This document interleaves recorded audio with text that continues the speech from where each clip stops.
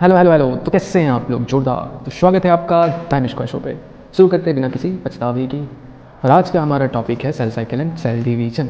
और इस वीडियो में हम लोग कंप्लीट इसको करेंगे। एनसीईआरटी तो कंप्लीट ही होगा। कहाँ पे लिखे यहाँ लिखे। ओके ठीक है, कहीं भी लिखता है एनसीईआरटी। स्कूल का ऊपर कर लूँ। हाँ ओके, चलिए आपको लिखता हुआ एनसीईआरटी का ईच लाइन कवर होगा, क्योंकि नीट में जो भी सवाल आ रहा है इससे काफ़ी ज़्यादा आ रहा है। तो इस बात पे ध्यान रखते हुए एनसीईआरटी का हर एक लाइन कवर करना है। उसके साथ साथ जो कुछ एक्स्ट्रा पॉइंट होगा वो भी कवर हो जाएगा। ठीक है। हाँ तो हाँ तो इस वीडियो में एनसीईआरटी का ईच लाइन कवर होगा, प्लस एक्स्ट्रा जो भी होगा वो मैंने लिख करके लाया, उसको कंप्लीट कर लेंगे। ये वीडियो देखने के बाद नीट में आने वाला सवाल आराम से बन जाएगा। कोई बहुत बड़ी बात नहीं है, ऐसा तोप सा सवाल तो आता नहीं है। और साथ के साथ एनसीईआरटी इस लाइन कवर हो जाएगा तो आपको अच्छा लगेगा पढ़ने में। चलिए पढ़ते हैं, बातें क्या करूँ, इंट्रोडक्शन हो गया तो स्टार्ट करते हैं cell cycle and cell division. ठीक है, ओके स्टार्ट करते हैं। तो cell cycle and cell division पहले रीडिंग डालते हैं, उसके बाद अपना नोट्स पढ़ेंगे, फिर ये पढ़ेंगे, फिर ये पढ़ेंगे, वो पढ़ेंगे, चलता रहेगा। और इसका वेटेज बना देते हैं। इसका वेटेज लगभग एवरेज मान के चलिए 2 से 3 क्वेश्चन आ ही जाता है। 2 से 3 क्वेश्चन इसमें आ ही जाता है, कोई बड़ी बात नहीं है। आराम से 2 से 3 क्वेश्चन पूछ सकता है, यानी कि लगभग 8 से 12 नंबर का वेटेज होता है नीट में। चलिए अब आगे चलते हैं। ओके, तो cell cycle, are you aware that all organism even the largest start their life from a single cell?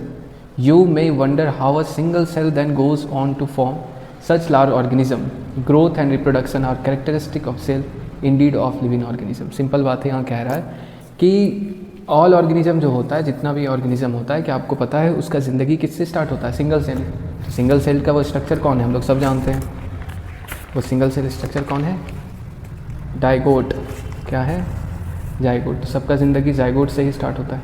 ये पिंक कलर दिख रहा है ना, पिंकी, लड़कों का फेवरेट कलर पिंक। ओके हाँ, तो सबका ज़िंदगी जाइगोट से ही स्टार्ट होता है। उसके बाद उसमें माइटोसिस होता है और डिवीज़न होता रहता है, फिर वो आज मतलब इतना बड़ा सेल बन जाता है। Growth and reproduction are characteristic of cell, indeed of all living organism. ठीक है, कैरेक्टरिस्टिक है। All cell reproduce by dividing into 2 with each parental cell giving rise to 2 daughter cell each time they divide. These newly formed daughter cell can themselves grow and divide, giving rise to a new cell population that is formed by the growth and division of single parental cell and its progeny. In other words, such cycle of growth division allow a single cell to form a structure consisting of million cells. Simple बात कह रहा है, जब जब एक parental cell है, ये मेरा बड़ा सा पेरेंटल सेल, ये हो गया पेरेंटल सेल, पेरेंट्स है, ये इसका पापा है। उसके बाद ये डिवाइड करेगा तो 2 छोटा सेल बनाएगा, तो जो छोटा 2 सेल बनाया है वो डॉटर सेल बनाया। तो कह रहा है इसमें, सिंपली कह रहा है, जो आज सिंगल सेल है वो डिवाइड करेगा 2, फिर ये 2 से बनेगा 4, 4 से बनेगा 8, बनेगा बनता चलेगा। तो सिंगल सेल से क्या होगा, पूरा का पूरा लाखों मिलियंस में सेल बन जाता है। ठीक है, बस यही कहने का मतलब, पहला पैराग्राफ, कुछ खास नहीं। आगे तलते हैं, तलते रहे, दिख रहा है ना, मतलब दिख रहा है ना। ओके हाँ, cell division is very important process in living organism. ठीक है, सेल डिवीजन बहुत इंपॉर्टेंट प्रोसेस है, समझ गए। During the cell division of a cell, DNA replication and cell growth also takes place. क्या क्या होता है? डीएनए का रेप्लिकेशन होता है और सेल का ग्रोथ होता है। ठीक है, डीएनए रेप्लिकेट करेगा और सेल का ग्रोथ होगा। कैसे होगा, धीरे धीरे समझते हैं। All these processes that is cell division, DNA replication and cell growth hence have to take place in a coordinate way to ensure correct division and formation of progeny cell containing intact genome. इसका कहने का ये मतलब ये है कि अगर मान लेते हैं एक सेल से 2 सेल बन रहा है, तो ऐसा नहीं होता, दोनों के सेल में क्या होना चाहिए, जितना यहाँ पे डीएनए था, मान लेते हैं यहाँ पे 4C डीएनए था, तो इसमें 2C करके डीएनए बटना चाहिए, इन्फॉर्मेशन इक्वल बटना चाहिए। तो ऐसा नहीं होता है कि चीज़ों को रैंडम करना चाहिए। बस यहाँ पे इसका कहने का मतलब है कि जितना भी चीज़ सब कुछ होता है वो वेल कोऑर्डिनेटेड मैनर में होता है, ताकि अच्छे से क्या हो, इंटैक्ट जीनोम, इंटैक्ट का मतलब एज इट इज़ जीनोम आधा आधा बढ़ जाए, और सब कुछ क्या होता है, हाईली कोऑर्डिनेटेड होता है। ये काफ़ी इंपॉर्टेंट ना इन एनसीईआरटी का, आप लोग मार्क कर सकते हैं, ये कोऑर्डिनेटेड, हाईली कोऑर्डिनेटेड में। ठीक है, the sequence of event by which a cell, okay, the sequence कहाँ गया, हाँ, the sequence of event by which a cell duplicate is genome, synthesize the other constituent of cell and eventually divide into 2 daughter cell is called cell cycle. Cell cycle का मतलब क्या होता है, वो sequence जिसमें क्या होता है, सेल अपना जीनोम को डुप्लीकेट करता है, मतलब 1 से 2 बनाता है, मतलब नंबर बढ़ाता है। Synthesize and other constituent of cell. ऐसा नहीं होता कि केवल डीएनए को ही डबल करने की ज़रूरत होता है, डीएनए के साथ साथ क्या चीज़ होता है, डीएनए के साथ साथ जैसे सेल में क्या होता है, सेल होता है, सेल का न्यूक्लियस होता है, तो न्यूक्लियस के बाद क्या होता है, सेल ऑर्गेनेलीज, सेल ऑर्गेनेल्स को भी बांटने का ज़रूरत होता है, सिर्फ डीएनए के न्यूक्लियस को बांटने का ज़रूरत नहीं होता है, सब कुछ को जब इक्वली बांट लेते हैं तब फिर अल्टीमेटली क्या होता है, सेल का डिवीज़न हो जाता है, ठीक है। और इसी सीक्वेंस को क्या बोलते हैं, जो एक के बाद एक चलते जाता है साइकिल के रूप में, इसी को बोलते हैं cell cycle. All the cell growth in terms of cytoplasmic increase is a continuous process, बहुत इंपॉर्टेंट माइंड यहाँ से all the cell growth in the term of cytoplasmic increase is a continuous process. इसका कहने का मतलब है भले ही division होता है और आधा आधा बढ़ता है, इसका ये मतलब नहीं है कि सेल का ग्रोथ रुक जाएगा, सेल का ग्रोथ लगातार चलता रहता है, बीच में कहीं नहीं रुकता है, ठीक है। डीएनए सिंथेसिस जो अंडरलाइन कर रहे हैं उस पार्ट को अंडरलाइन कर लीजिए, क्वेश्चन आएगा तो यहीं से आएगा। DNA synthesis occur only during one specific stage in cell cycle. हमेशा डीएनए का सिंथेसिस नहीं होता है, पर्टिकुलर एक स्टेज में होता है। The replicated chromosome are then distributed to daughter nuclear by a complex series of event during cell division, ठीक है। यहाँ पे बोल रहा है कि पहले तो बंटवारा हो गया, हाफ ऑफ हो गया, हाफ ऑफ के बाद क्या होता है, इसका डिवीज़न करना है। तो डिवीज़न ऐसा नहीं होता है कि बीच में दीवार खड़ा कर दो, इसमें दीवार वाल नहीं खड़ा किया जाता है, इसमें कॉम्प्लेक्स इवेंट मतलब कॉम्प्लेक्स सीरीज ऑफ इवेंट चलता है जिसको मियोसिस कहते हैं, जिसका अलग अलग फेजेस होता है, वो आगे हम लोग पढ़ेंगे, तब जाके सेल का डिवीज़न होता है, ओके। ओके हाँ, these event are themselves under genetic control. और ये भी क्या होता है, जेनेटिक कंट्रोल। हर चीज़ का कंट्रोल ज़रूरी है, वरना सब क्या हो जाएगा, कैंसर सेल भी बदल सकता है। तो यहाँ पे हम लोग देख रहे हैं, ये वाला फोटो हम लोग देखते हैं, तो ये सेल साइकिल को छोटा करके दिखाया गया। ये वाला जो है वो है जीवन, दिख रहा है ना, ओके हाँ। ये जीवन फेज है, ये एस फेज है, ये G2 फेज है, और यहाँ से यहाँ M फेज है। तो ये वाला साइड दिख रहा है यानी प्रोफेज, मेटाफेज, एनाफेज। ये हो जाता है आपका प्रोफेज, ये हो जाता है मेटाफेज, ये वाला है उसके बाद एनाफेज, और ये वाला है टेलोफेज, और लास्ट में हो जाता है साइटोकाइनेसिस, ठीक है। तो ऐसे करके सेल साइकिल चलता है, G1 S G2 और M फेज का इतना सारा पार्ट होता है, prophase, metaphase, anaphase, telophase, cytokinesis. चले आगे, मैं तो थक गया, okay. A typical eukaryotic cell is illustrated by human cell in culture. Typical eukaryotic cell, तो हम लोग यहाँ पे क्या एग्जांपल के लिए उठा लिए, ह्यूमन का सेल, ह्यूमन मतलब आदमी, आदमी मतलब तो आदमी होता है, जो कि 24 घंटा में डिवाइड करता है, कितना, 24 घंटा, ठीक है। However this duration of cell cycle can vary organism to organism also from cell type to cell type. ऐसा नहीं होता है कि अगर ह्यूमन का सेल 24 घंटा में डिवाइड कर रहा है तो सबका सेल 24 घंटा में डिवाइड करेगा, अलग अलग के लिए अलग होता है। जैसे यहाँ पे एक और एग्जाम्पल दिया गया ईस्ट का, ईस्ट बेटी पीट पाए, हाँ ठीक है। ईस्ट का करता है 90 मिनट में, वही ना होता है, 90 मिनट मतलब क्या हो गया, घंटा में जोड़े तो 1 घंटा 30 मिनट, ठीक है। दिखला है, दिखला है तुम्हें, हाँ दिखला है ना, okay. Yeast for example can progress 90 minute में होता है। The cell cycle is divided into 2 phase. Cell cycle का 2 फेज होता है, इंटरफेज और एम फेज। एम का मतलब होता है माइटोसिस और इंटरफेज को कहा जाता है रेस्टिंग फेज। हो गया, थोड़ा थोड़ा हिल रहा है ना, तातलूँ बेंच पे, ओके क्या करूँ, बेंच पे कर रहा हूँ ना इसलिए। आगे चलो, the M phase represent the phase when the actual cell division और mitosis occur and the interphase represent the phase between two. Simple बात है, मैं दिखाता हूँ क्या बता रहा है। जैसे पहले जीवन, जीवन के बाद एस, एस के बाद G2, G2 के बाद M, उसके बाद फिर होता है जीवन, फिर होता है एस, फिर होता है G2, फिर होता है M। तो क्या कह रहा है, जो M फेज है, ये M का मतलब माइटोसिस फेज है, सेल का एक्चुअल डिवीजन M फेज में ही होगा, ठीक है। सेल का डिवीजन कहाँ पे होगा, M फेज में होगा। लेकिन जो G1 S G2 इंटरफेज में 3 फेज आता है, G1 S G2, G1 S G2 तीनों मिला के क्या बनाता है, इंटरफेज। तो G1 S जो G2 है ना, सो क्या अलुआ मीटिंग नहीं, ये नहीं था, कहा था, हाँ। तो G1 S जो G2 है ना, वो प्रिपरेशन करता है डिवीजन का, मतलब एग्ज़ाम एक दिन होता है, गालिब मतलब हाँ वो गालिब एग्ज़ाम एक ही दिन होता है। जैसे एग्ज़ाम आएगा नीट का 6 महीने 5 महीने जो भी, लेकिन तैयारी तो अभी से कर रहे ना, कर जज्बा तैयारी का, ओके चलो आगे चलते हैं। It is significant to note that in the 24 hour average duration of cell cycle human cell division proper last for only 1 hour. इसका कहने का मतलब है जैसे सेल साइकिल हो रहा है तो सेल साइकिल ह्यूमन सेल का कितना बोले थे 24 घंटा, तो 24 घंटा जैसे 2 फेज होगा, इंटरफेज और एम फेज। तो कहने का मतलब इंटरफेज होगा तो एम फेज होगा 1 घंटा का, तो बाकी इस घंटा 23 घंटा का क्या होगा, दिख रहा है? हाँ ठीक है, समझ लीजिए, आवाज़ भी तो जा रहा है। एक मिनट इसको जूम करते हैं। आँख में घुसा दोगे क्या? सॉरी। हाँ तो क्या बोल रहे थे कि लगभग 95% टाइम क्या चला जाता है इंटरफेज में, और 5% में क्या हो जाता है डिवीजन। ठीक है, the M phase start with the nuclear division corresponding to the separation of daughter.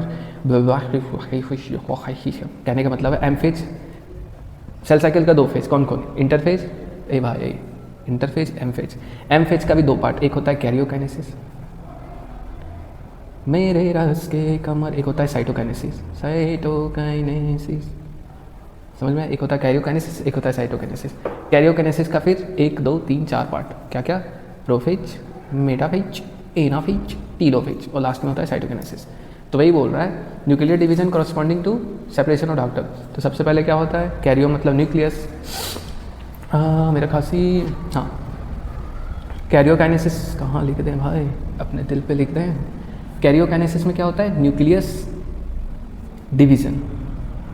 Okay, Cairo का मतलब न्यूक्लियस और काइनेसिस का मतलब division, and usually in with cytokinesis. Last में क्या होता है? साइटोकाइनेसिस, आधा आधा बढ़ जाता है। The interface the called the resting phase, अभी बताया था, अभी मैंने अभी ठीक करके देता हूँ, अभी रेस्टिंग फेज बताए थे। Interphase is a resting phase. Okay, अब आगे चलते हैं।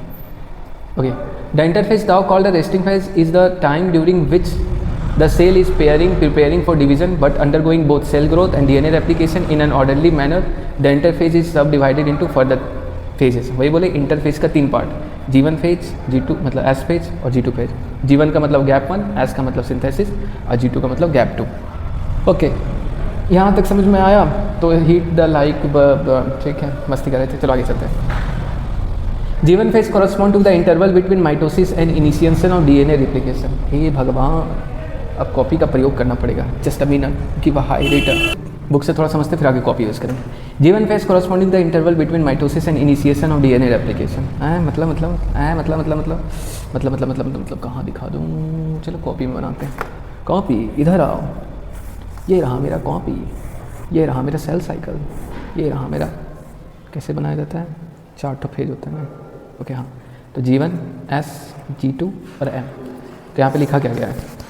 G1 phase correspond to interval between mitosis and initiation of, देखिए M फॉर M फेज, और M फेज में ही होगा क्या? Actual mitosis.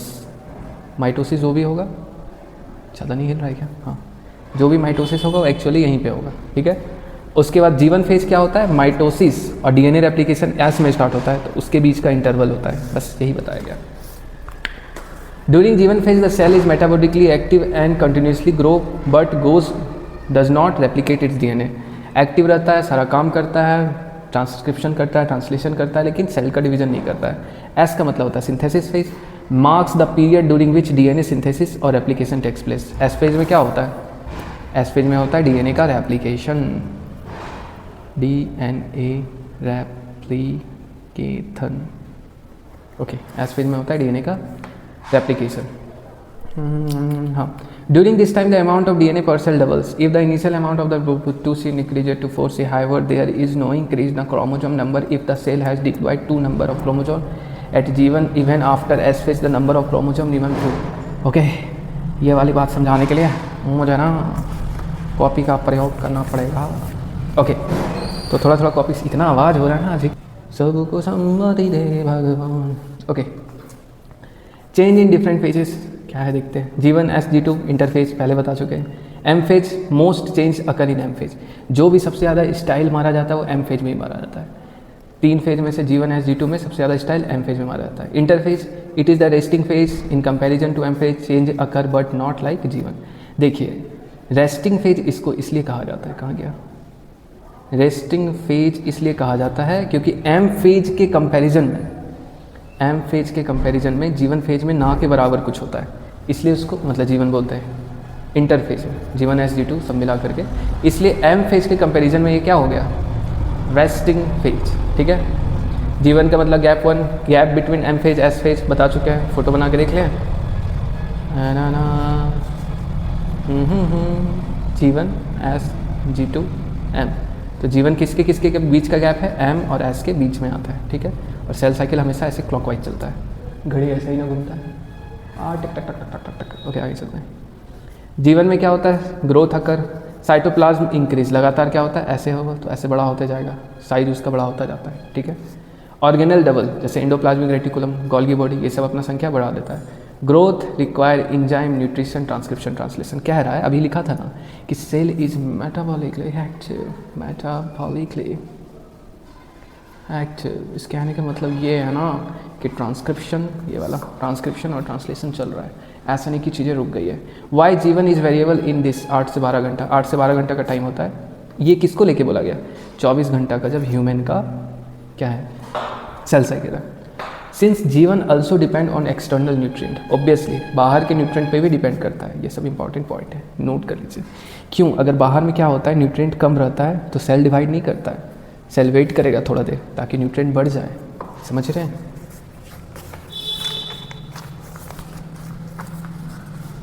क्या आते हैं, G one phase mutation, cell not enter into S phase until DNA damage. Okay, हाँ ये बहुत अच्छी बात है, कह रहा है देखिए। ओके, फिर से यहाँ बनाना पड़ेगा वो टैबलेट। ना ना ना ना, कहाँ था जीवन, हाँ जीवन S G2 M phase. G one के बाद एस फेज आने वाला है, और एस फेज में होगा डीएनए का रेप्लिकेशन। डीएनए का रेप्लिकेशन मतलब इन्फॉर्मेशन का रेप्लिकेशन। अगर उसमें म्यूटेशन हो गया, यानी कुछ अगर गड़बड़ी हो गया, तो क्या होगा, जीवन से एस फेज नहीं जाने देगा, क्योंकि अगर जीवन से एस फेज चला गया तो गड़बड़ी का कॉपी हो जाएगा, और एक से दूसरा गड़बड़ी, दूसरा से तीसरा गड़बड़ी, ऐसा बढ़ता जाएगा। तो यहाँ पे क्या होता है, चेक का पॉइंट होता है। अब चेक पॉइंट कौन सा होता है, उसका नाम क्या होता है, वो अब आपके सिलेबस का लिए ज़रूरी नहीं है, मेरे को आता, मैं नहीं बताता। After G one phase cell have 3 option, 3 option होता है। Continue cell cycle, enter into S phase, G one के बाद या तो एस पे चले जाओ। Not continue cell cycle and become permanent, G one के बाद परमानेंट हो सकता है, जैसे कि जैसे बताते हैं, आप लोग सुने होंगे पेरेन्काइमा, कोलेनकाइमा, स्क्लेरेनकाइमा, ठीक है। ओके, एनाटॉमिक से रिलेट करने की कोशिश करते हुए माधव मनीष। ओके, चलो तैयार करते हैं। तो कई सेल ऐसा होता है ना, कई सेल ऐसा होता है, जैसे लीवर सेल को ले लेते हैं, तो लीवर अभी लीवर है, जैसा भी दिखता है थोड़ा सा ऐसा। अगर इसमें कुछ कट छट लग गया तो ये फिर से क्या होगा, सेल डिवाइड करना स्टार्ट कर देगा, लेकिन ऐसे ही नॉर्मली डिवाइड नहीं करता है। तो सेल या तो जीवन से एस में चला जाए तो अपना सेल साइकिल को कंटिन्यू रखे, या फिर not continue cell cycle and become permanent, permanent भी बन सकता है कि कोई काम ना करे, अपना रोल फिक्स कर ले, ठीक है। या फिर सेल साइकिल से बाहर निकल जाएगा और जीनोड फेज में चला जाएगा। अब ये क्या होता है, बुक से रीड करेंगे। जीवन के बाद जो अगला फेज आता है वो एस फेज आता है। एस फेज में क्या होता है, डीएनए डबल हो जाता है। दिस अकर इनसाइड न्यूक्लियस, कहाँ पे होता है, with help of enzyme DNA polymerase. ये हम लोग पढ़ते हैं कहाँ पे, MBI, molecular basis of inheritance पे हम लोग पढ़ते हैं कि एस फेज में कैसे डीएनए का रेप्लिकेशन होता है डीएनए डिपेंडेंट डीएनए पॉलीमरेज से। In animal cell to make spindle fibre centriole present in cytoplasm centriole. हाँ, अब स्पिंडल फाइबर क्या होता है, स्पिंडल फाइबर ये होता है जब डीएनए का रेप्लिकेशन हो जाता है, क्रोमोजोम का संख्या डबल नहीं हो जाता है, क्रोमोजोम का अमाउंट डबल हो जाता है, तो स्पिंडल फाइबर बनता है, और स्पिंडल फाइबर क्या करता है, उसको तोड़ करके अलग कर देता है। तो वही बोल रहा है कि सेंट्रियोल कहाँ पे डबल होगा, साइटोप्लाज्म में। एस फेज का 2 मेन काम, एक तो डीएनए का डबल, दूसरा सेंट्रियोल का डबल। ओके, एस फेज में क्या क्या होता है, DNA double, genetic material double, वही chromosome chromatin double, histone protein का सिंथेसिस होता है, क्योंकि इसका काम क्या होता है, डीएनए का पैकेजिंग, डीएनए पैकेजिंग में मदद करता है। सेंट्रियोल भी डबल होता है, कहाँ, साइटोप्लाज्म में। अगला जो फेज है वो है G2 फेज। G2 फेज में सेल का ग्रोथ होता रहता है, ट्रांसक्रिप्शन ट्रांसलेशन चलता रहेगा। अब यहाँ पे बनता है ट्यूबुलिन प्रोटीन। स्पेशल बात, स्टार करने वाली बात, मतलब नोट करने वाली बात। कौन सी, मेरा पेन गिर गया, मेरा पेन गिर गया, मेरा पेन गिर गया। ओके, अब ठीक है। यहाँ पे क्या बनता है, ट्यूबुलिन प्रोटीन। ट्यूबुलिन प्रोटीन का काम क्या होता है, जैसे स्पिंडल फाइबर बनेगा। अब बता ही देते हैं स्पिंडल फाइबर क्या होता है। जैसे ये क्रोमोसोम है, टिंग टिंग टिंग टिंग, स्पिंडल फाइबर आता है, यहाँ काइनेटोकोर से जुड़ेगा, इसको ऐसे ऐसे आधा तोड़ के ले जाता है। तो ये जो फाइबर, ये जो थ्रेड होता है ना, रस्सी, ये खींचने में मदद करता है, और ये जो रस्सी बनता है वो बनता है ट्यूबुलिन प्रोटीन से। इसीलिए G2 फेज में क्या हो रहा है, G2 फेज में क्या बन रहा है, ट्यूबुलिन प्रोटीन बन रहा है। और कुछ ऑर्गेनेल जैसे माइटोकॉन्ड्रिया, क्लोरोप्लास्ट, इसका डुप्लीकेशन होता है, ठीक है, क्योंकि सेल डिवीजन के लिए हम लोग को स्पिंडल फाइबर की ज़रूरत चाहिए, इसलिए ट्यूबुलिन प्रोटीन भी बनता है। वाह वाह वाह वाह वाह वाह, पॉइंट को नोट करते चलें।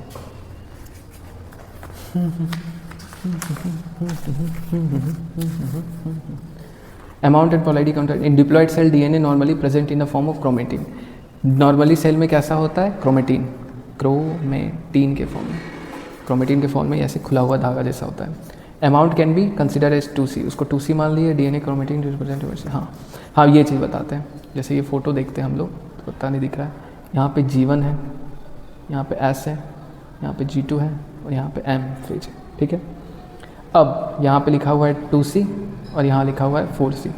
तो जैसे G1 में है तो G1 में अमाउंट कितना है, 2C करिए, 2C के बाद धीरे धीरे अमाउंट S फेज आएगा तो क्या होगा, डीएनए का रेप्लिकेशन, तो बढ़ते बढ़ते बढ़ते बढ़ते बढ़ते बढ़ते बढ़ते बढ़ते कितना हो जाएगा, 4C।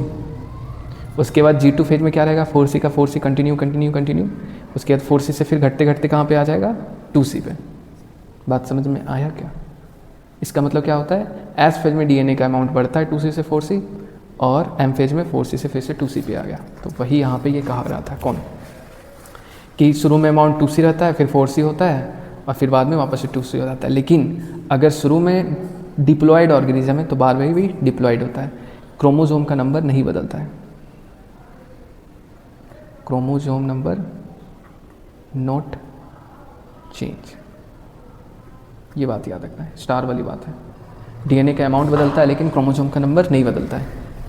In animal cell during the S phase DNA replication begins in the nucleus and the centriole duplicate in the, वही बोल रहा है, एस फेज में क्या होता है, डीएनए रेप्लिकेशन कहाँ पे होता है, न्यूक्लियस के अंदर, और सेंट्रियोल का डुप्लीकेशन कहाँ होता है, साइटोप्लाज्म के अंदर। हम लोग कॉपी में भी लिखे हुए थे।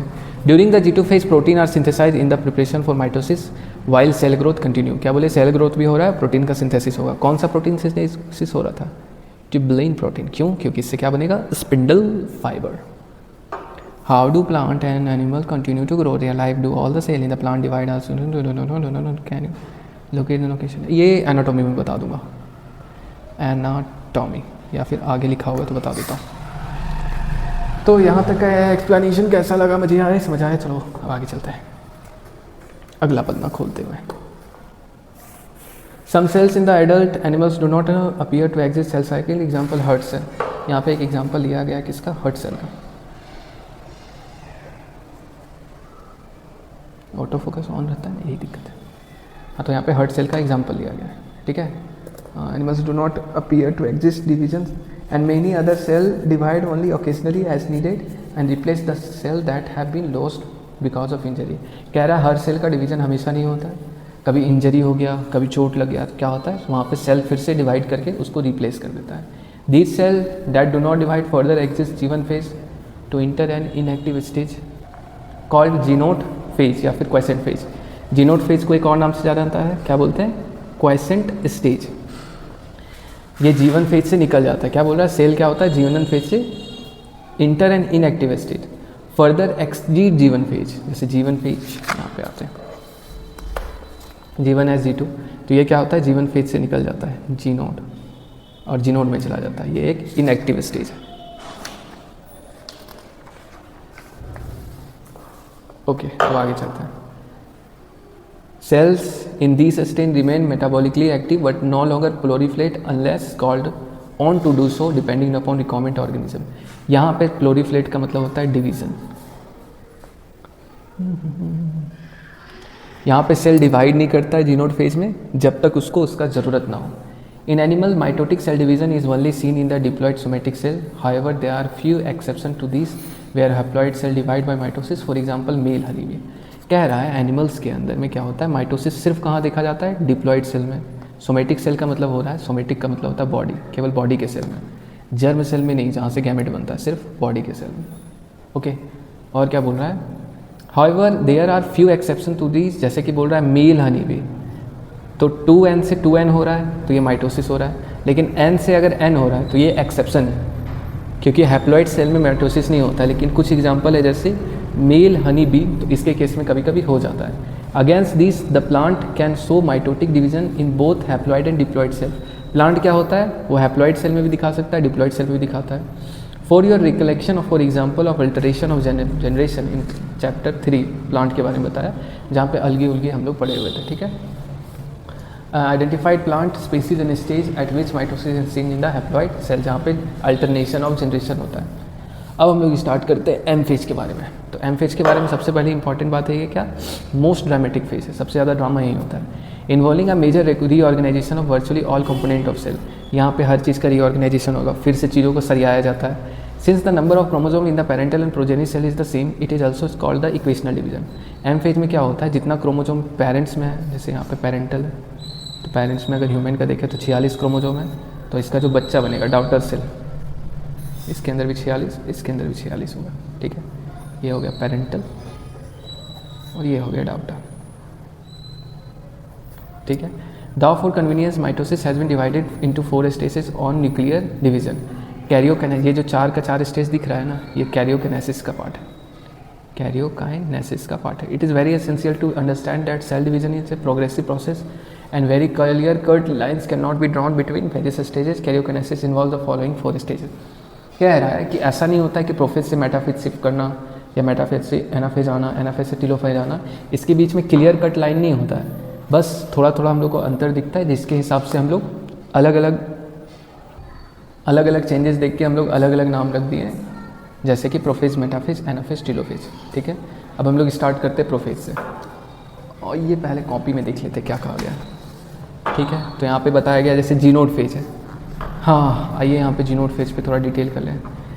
Cell exist, cell cycle enter in the quiescent phase, क्या बोले थे क्वाइसेंट फेज, ठीक है। Divining reservoir permanent not proliferate if the required, हाँ डिवीज़न नहीं होता है, पहले ही बता चुके हैं, डिवीज़न रुक जाता है जब तक उसको उसका ज़रूरत ना हो, ठीक है, यहाँ पे ध्यान देने की ज़रूरत नहीं। Checkpoint and cancer, checkpoints का मतलब ये होता है वैसा जगह जब सेल डिवाइड करता है, जब सेल डिवाइड करता है तो अलग अलग जगह पे क्या होता है, चेक पॉइंट्स लगाया जाता है, जो इंश्योर करता है, जो ध्यान रखता है कि कोई गड़बड़ी ना हो।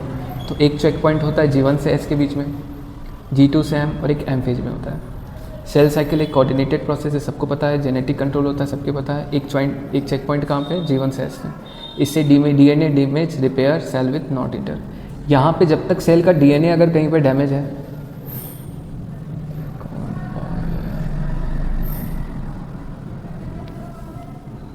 हेलो ओके, रिकॉर्डिंग चल रहा है ना, कॉल आ जाता है। DNA अगर डैमेज है तो यहाँ पे हम लोग चेक करते हैं कि DNA डैमेज है तो उसको अच्छे से रिपेयर कर लिया जाता है, फिर उसको इंटर किया जाता है, ओके, कहाँ पे, आगे फर्दर साइकिल में। तो G1 से S में जाने में पहले, तो चलिए आगे कंटिन्यू करते, कहाँ तक बता दिए थे, DNA डैमेज रिपेयर के बारे में बात कर रहे थे। तो DNA डैमेज रिपेयर में यही होता है ना, माइक चल रहा हो क्या, हाँ, कि सेल के DNA में कोई डैमेज ना हो, इस बात को इंश्योर किया जाता है, और फिर सेल साइकिल को आगे बढ़ाया जाता है, ठीक है। ये बात वही बताया गया। अब आगे चलते हैं। In human cell number of chromatin 46 एम्परेज यहाँ से मेजर रिऑर्गेनाइजेशन, हाँ। एम फेज को मोस्ट ड्रामेटिक फेज कहा जाता है, ये बहुत इंपॉर्टेंट लाइन है, असर्शन रीजन में पूछ दिया जाता है। क्या बोला गया, एम फेज को कहाँ से ये वाला हटेगा, ओके, हाँ, मोस्ट ड्रामेटिक फेज कहा जाता है। यहाँ पे मेजर रीऑर्गेनाइजेशन ऑफ न्यूक्लियस और साइटोप्लाज्म होता है, यानी चीज़ें फिर से सब कुछ को अरेंज किया जाता है। 46 क्रोमोसोम है, 46 दो डॉटर सेल में बट गया, इसलिए इसको बोलते हैं equational division. Progressive phase cell division is a continuous process, ऐसा नहीं होता है कि प्रोफेज आता है फिर थोड़ा देर रुकता है, फिर उसके बाद मेटाफेज आएगा फिर थोड़ा देर रुकेगा, फिर टीलोफेज आएगा रुकेगा, नहीं, ये एक कॉन्टिन्यूअस प्रोसेस है, लगातार चलता रहता है। और उस चेंज को ही हम लोग क्या नाम दे देते हैं, अलग अलग फेजों का, ठीक है। एम फेज का 2 पार्ट क्या क्या, कैरियोकाइनेसिस, साइटोकाइनेसिस। इसमें साइटोप्लाज्म का डिवीजन होता है, इसमें न्यूक्लियस का डिवीजन होता है। इस क्या क्या फॉर्म, मतलब शॉर्ट फॉर्म जो भी बना सकते हैं, PMAT, prophase, metaphase, anaphase, telophase. Time के अनुसार सबसे ज़्यादा टाइम प्रोफेज में लगता है, सबसे कम टाइम एनाफेज में लगता है, बाकी टीलोफेज, मेटाफेज बीच में आता है।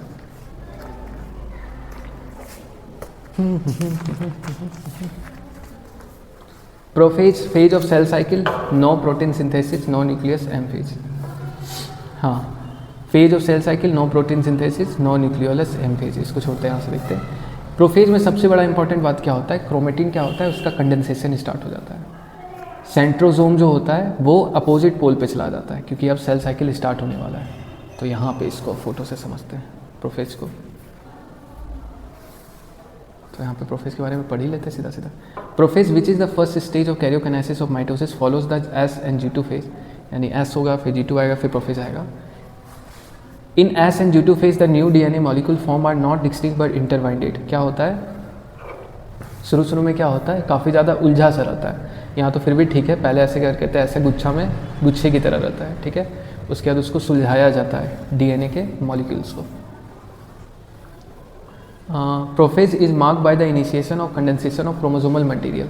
प्रोफेज को हम लोग कैसे मार्क कर सकते हैं, जैसे यहाँ पे लिखा हुआ अर्ली प्रोफेज, यहाँ पे क्या होता है कंडेंसेशन स्टार्ट हो रहा है, कंडेंसेशन ऑफ जेनेटिक मटेरियल, ठीक है। हाँ, the chromosomal material become untangled during the process of chromatin condensation. The centrosome which had undergo duplication during S phase of interphase। कह रहा है जो उलझा हुआ है पूरा उसको धीरे धीरे करके हम लोग सुलझाते हैं। यही यहाँ पे बता हुआ है, यहाँ पे जैसे उलझा हुआ था, यहाँ उलझा हुआ है, इसको धीरे धीरे सुलझा रहे हैं। प्रोफेज को यहीं से मार्क करते हैं स्टार्टिंग, ठीक है। और जो ये क्या बोलते हैं यहाँ पे दिख रहा है, ये होता है सेंट्रोसोम। तो सेंट्रोसोम का डुप्लीकेशन कहाँ हो गया था, सेंट्रोसोम का डुप्लीकेशन हो गया था एस फेज में। वो क्या होता है धीरे धीरे ऐसे करके यहाँ पे रहता है पहले, फिर मतलब यहाँ पे है, तो धीरे धीरे क्या होता है पोल की तरफ आता है। इधर एक पोल की तरफ ये आ जाएगा, एक पोल की तरफ ये आ जाएगा। Now begins to move toward opposite pole of cells. The completion of prophase can thus be marked by following characteristic. कैसे हम लोग पहचानेंगे कि प्रोफेज हो रहा है, तो वही बोल रहा है chromosomal material condensed to form compact mitotic chromosome. Chromosome are seen to be composed of two chromatid attached with the at the centromere attached together at the centromere। क्या रहा है हम लोग ऐसे पहचानेंगे कि क्या होता है उसमें क्रोमोसोम बन जाता है। कंडेंसेशन में क्या होता है क्रोमोसोम बन जाता है, और जैसे क्रोमोसोम होता है तो क्रोमोसोम का जैसे दो क्रोमेटिड है, एक इधर एक इधर एक इधर एक इधर, दोनों क्या होता है बीच में जुड़ा रहता है। इसको बोलते हैं क्या बोलते हैं हाँ सेंट्रोमियर। जैसे हमको ऐसा स्ट्रक्चर दिखने लगे तो हम लोग क्या समझ लेंगे कि प्रोफेज स्टार्ट हो गया। Centrosome which had undergo duplication during interphase begins to move toward opposite pole of cell. Each centrosome radiate out microtubule called aster. क्या बोलते हैं एस्टर। एस्टर का मतलब होता है तारा जैसा कुछ निकलना, लाइट की तरह कुछ निकलना, रे, लाइट या ray. Aster together with spindle fibre from mitotic apparatus. कह रहा है कि हम लोग पहचानेंगे कैसे प्रोफेज चल रहा है। यहाँ पे ट्रांजिशन टू मेटाफेज है। इसमें क्या होता है, अभी इसको यहाँ पे ध्यान मत दो, अभी बस यहाँ पे इसको देखो, ठीक है। इसमें क्या बोल रहा है, जैसे ये है ना, तो ये सेंट्रोमियर क्या होता है अपने आप से ऐसे स्पिंडल फाइबर निकलता है। ये जो रस्सी जैसा दिख रहा है यही क्या है, स्पिंडल फाइबर, ठीक है। जैसे ये स्ट्रक्चर हमको दिखने लगेगा तो क्या बोलेंगे प्रोफेज, ठीक है। और ये दिखेगा तो प्रोफेज को इसको बोलते हैं लेट प्रोफेज, लेट प्रोफेज, या फिर इसी को बोलते हैं ट्रांजिशन टू मेटाफेज, ठीक है। Cell at the end of prophase when viewed under the microscope do not show Golgi complex, endoplasmic reticulum, nucleolus and nuclear membrane। तो अगर हम लोग लास्ट में देखेंगे कि प्रोफेज ख़त्म होने वाला है, तो अगर हम लोग माइक्रोस्कोप का यूज़ करेंगे तो हमको कोई गोल्गी कॉम्प्लेक्स, कोई इंडोप्लाज्मिक रेटिकुलम, कोई सा भी सेल ऑर्गेनेल नहीं दिखेगा। तो at last of prophase we do not get any cell organelle. समझ में आ गया। अगला जो स्टेज होता है वो है मेटाफेज। तो इसमें देखते हैं और प्रोफेज के बारे में क्या कुछ एक्स्ट्रा है, तो आइए देखते हैं। Spindle fibre arises. Spindle fibre हम लोग देख लिए, जुड़ गया था। क्रोमोजोम विद 2 क्रोमेटिड विजिबल, बिल्कुल ये भी देख चुके हैं, 2 क्रोमेटिड आ जाता है, ये तीनों हट जाता है, endoplasmic reticulum, Golgi body, nucleus, ठीक है। न्यूक्लियर मेम्ब्रेन हट जाता है। यहाँ पे देखते हैं इस पार्ट को, देखो यहाँ पे क्या हो रहा है, देख रहे हो तुम लोग कि न्यूक्लियस मेम्ब्रेन धीरे धीरे टूट रहा है। बस यही बात को यहाँ पे बताया गया, समझो जी। कंडेंसेशन ऑफ क्रोमेटिन, पहले ऐसे होता है, फिर ऐसे होता है, फिर धीरे धीरे क्रोमोसोम में हो जाता है। उसके बाद यहाँ से सेंट्रोमियर आएगा, ऐसे करके जुड़ेगा इससे, ठीक है। इंटरवाइंड का मतलब होता है, वो दिख रहा है यहाँ पे, इंटरवाइंड का मतलब होता है उलझा, अनटेंगल्ड का मतलब हो रहा है धीरे धीरे सुलझ रहा है, और लास्ट में क्रोमोसोम बन जाएगा। सेंट्रोमियर एस्टर बनाता है, इसको बोलते हैं स्पिंडल एपरेटस, अभी बता दिए। एस्टर मतलब क्या होता है, ऐसे धागा जैसा ऐसे ऐसे निकलता है। क्रोमोजोम विथ 2 क्रोमेटिड अपीयर, बात आ चुके हैं। Animal cell 2 aster, amphiastral, plant cell spindle form dictionary and an aster. कहने का मतलब ये है कि यहाँ पे भी एक एस्टर बन रहा है, यहाँ पे भी एस्टर बन रहा है, तो दो जहाँ बनता है उसको एम्फी बोलते हैं, इसलिए क्या होता है, amphiastral. Mitochondria is present in cell throughout mitosis. Mitochondria एक ऐसा सेल ऑर्गेनेल है क्योंकि हमेशा क्या होता है, एनर्जी का हमको ज़रूरत पड़ता है, तो हम लोग माइटोकॉन्ड्रिया को नहीं हटा सकते, इसलिए हमेशा लास्ट तक क्या होता है, माइटोकॉन्ड्रिया रहता ही रहता है। Note, last event prophase nuclear membrane break, लिखा हुआ है, लास्ट में क्या होता है, सब टूट जाता है। Completion of prophase can be marked bye, कैसे पता चलेगा कि प्रोफेज खत्म हो चुका है, तो सबसे पहली बात क्या होता है, क्रोमोजोमल मटेरियल कंडेंस, सारा का सारा क्रोमोजोम कंडेंस हो जाएगा, क्रोमेटिड के फॉर्म में दिखने लगेगा और सेंट्रोमियर से जुड़ा होगा, यानी कि ऐसा स्ट्रक्चर, ये क्रोमेटिड और आपस में किससे जुड़ा हुआ है, सेंट्रोमियर से। Initiation of assembly of mitotic spindle, इसका मतलब ये हो रहा है कि ऐसे करके है, उसके बाद क्या होगा, इस पर स्पिंडल फाइबर आकर के जुड़ने लगेगा। माइक्रोट्यूब्यूल इन्वॉल्व, इस क्या होता है, माइक्रोट्यूब्यूल होता है, ट्यूबुलिन प्रोटीन से होता है, माइक्रोट्यूब्यूल होता है।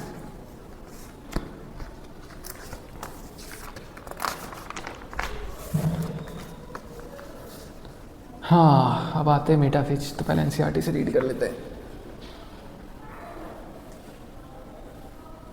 ओके, तो metaphase, the complete disintegration of the nuclear involve mark the start of the second phase of mitosis. कह रहा है जब पूरा का पूरा ये टूट जाएगा तो प्रोफेज से हम लोग किस में बदल जाएंगे, शिफ्ट कर जाएंगे, मेटाफेज में। Hence the chromosome are spread throughout the cytoplasm of the cell by this stage condensation of chromosome completed. ये बात यहाँ का बहुत इंपॉर्टेंट है कि एम फेज में क्या, मेटाफेज में क्या होता है, कंडेंसेशन कंप्लीट हो जाता है और सारा का सारा क्रोमोसोम कहाँ पे दिखने लगता है, साइटोप्लाज्म में ऐसा बिखरा बिखरा सा दिखने लगता है, ठीक है। ऑब्वियसली जब न्यूक्लियस टूट जाएगा तो सारा का सारा क्रोमोसोम कहाँ चला जाएगा, साइटोप्लाज्म में चला जाएगा। This then is the stage at which morphology of chromosome can most easily study. बहुत इंपॉर्टेंट बात यहाँ पे, इसका हम लोग मॉर्फोलॉजी देख सकते हैं। मॉर्फोलॉजी देखने का मतलब किस तरह से हम लोग का क्रोमोसोम दिखता है, ये हम लोग यहाँ पे देख सकते हैं। Eight this stage metaphase chromosome is made up of 2 sister chromatid, obviously एक ऊपर एक 2 मतलब क्या हो गया, ये एक और ये एक, 2 हो गया ना। 2 sister chromatid which are held together by centromere, बीच में क्या होता है, सेंट्रोमियर होता है। Small disc shape structure at the surface of centromere are called kinetochore. This structure serve as the site of attachment of spindle fibre. तो यहाँ question पूछा जाएगा काइनेटोकोर पे क्या होता है, तो काइनेटोकोर पे स्पिंडल फाइबर जुड़ता है। यहाँ पे लिखे है क्या, हाँ ये वाला स्ट्रक्चर देखते हैं, ये काफ़ी डिटेल में बताया गया है। जैसे ओके, यहाँ पे एक प्रोटीन होता है, ऐसे डिस्क शेप का होता है, तो यहाँ पे है, इसको बोलते हैं काइनेटोकोर। इसी से आके स्पिंडल फाइबर जुड़ता है।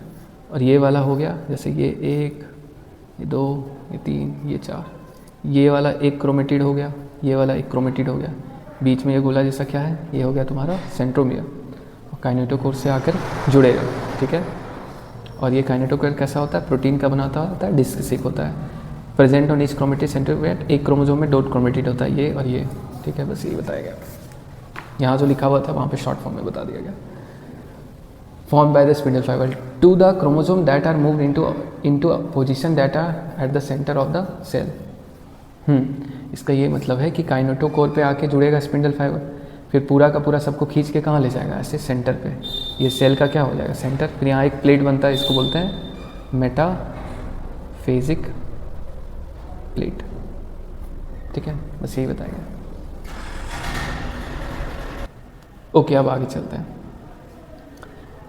That move the in position, सबको खींच के सेंटर पे ले जाएगा। Has the metaphase is characterised by all the chromosome coming to lie at the equator with 1 chromatid of each chromosome connected by its kinetochore to a spindle fiber form one pole and its sister chromatid connected by the kinetochore spindle fiber from the opposite pole. The plane of alignment of the chromosome at they refer to as metaphoric plate की feature. कह रहा है कि एक जैसे chromatid है, तो यहाँ पे देखते हैं, ये वाला फोटो काफ़ी अच्छा है। तो एक क्रोमेटिड यानी कि ये वाला इधर एक होता है, एक इधर रहता है। इधर वाला एक ऊपर में यहाँ पे सेंट्रोसोम होगा, उससे जुड़ा रहता है, और एक यहाँ पे नीचे ऐसे सेंट्रोसोम होता है, उससे जुड़ा रहता है। तो दोनों अलग अलग जुड़ा रहता है। और क्या होता है कि कि ये सेंट्रोजोम खींच करके स्पिंडल फाइबर से, ये धागा से खींच के क्या करता है, इसको सेंटर में ऐसे अरेंज कर देता है। बस ये बात बताया गया। और इससे जो प्लेट बनता है इसको बोलते हैं मेटाफेज प्लेट या फिर मेटाफेजिक प्लेट। और मेटाफेज को हम लोग पहचानेंगे कैसे, बहुत इंपॉर्टेंट है, नीट के लिए बहुत इंपॉर्टेंट है कि स्पिंडल फाइबर काइनेटोकोर से जुड़ गया और chromosome are move to spindle equator and get align metaphase plate through spindle fibre, और सारा का सारा क्या हो गया, मेटाफेज प्लेट पे आके अरेंज हो गया। ओके, और देखते हैं इसके बारे में कुछ एक्स्ट्रा जान सकते हैं मेटाफेज के बारे में, तो चलिए देखते हैं। ये लेट प्रोफेज है and nuclear membrane disintegrate cell into इनमें साइटोप्लाज्म न्यूक्लियर मेम्ब्रेन डिसइंटीग्रेट। तो सबसे पहली बात क्या होता है, न्यूक्लियर मेम्ब्रेन डिसइंटीग्रेट, ये वाला न्यूक्लियर मेम्ब्रेन पूरा का पूरा टूटने लगता है, तो हम लोग को क्या लगने लगता है कि मेटाफेज आ गया। क्रोमोसोम साइटोप्लाज्म में आ जा सकता है, chromosome is clearly visible. Chromosome हम लोग माइक्रोस्कोप के अंदर आराम से देख सकते हैं, क्रोमोसोम इज क्लियरली विजिबल अंदर माइक्रोस्कोप।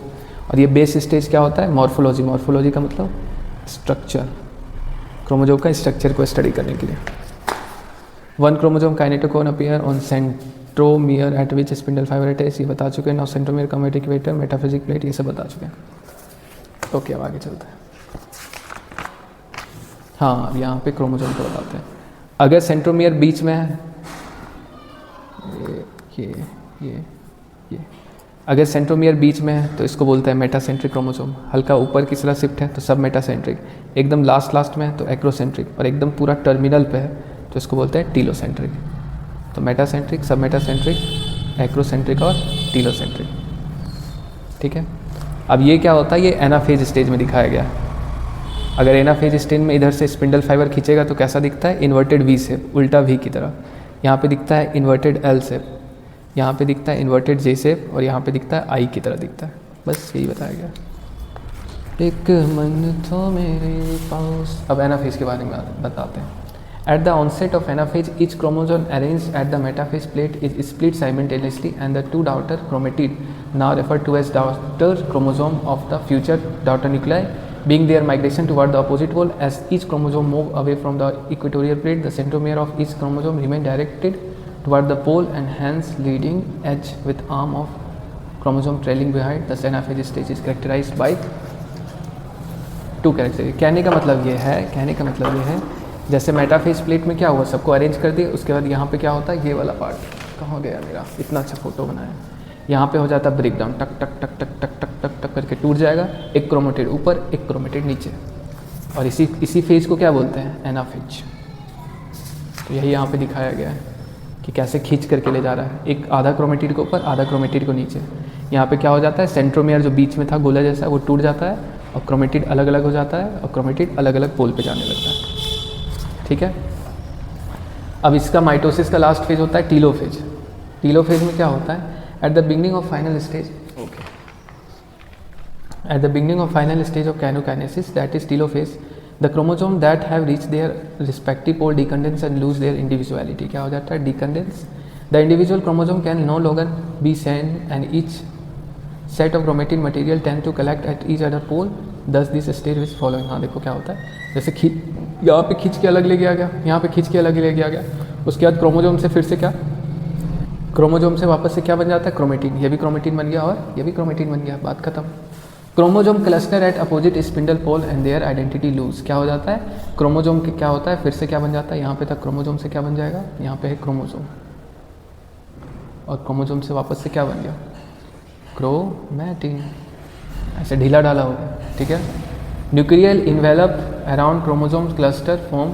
उसके बाद क्या होता है, थोड़ी देर के बाद क्या होगा, न्यूक्लियस मेम्ब्रेन फिर से बनेगा, आराम से न्यूक्लियस मेम्ब्रेन रीअपियर। लोग बोल तो हल्ला करके नहीं आएगा, जो भी आएगा, हाँ तो थोड़ा देर में आएगा ना। न्यूक्लियस मेम्ब्रेन फिर से रीअपियर हो जाता है, और न्यूक्लियस गोल्गी कॉम्प्लेक्स और एंडोप्लाज्मिक रेटिकुलम जो कि प्रोफेज में खत्म हो गया था, वो वापस से इसमें आ जाता है, किसमें, टीलोफेज में। ओके, देखते हैं इससे रिलेटेड कुछ और एक्स्ट्रा पॉइंट मिले तो। In anaphase chromosome is now opposite pole, समझ गए। नाउ दे गेट कंडीकंडेंस, ये भी समझ गए।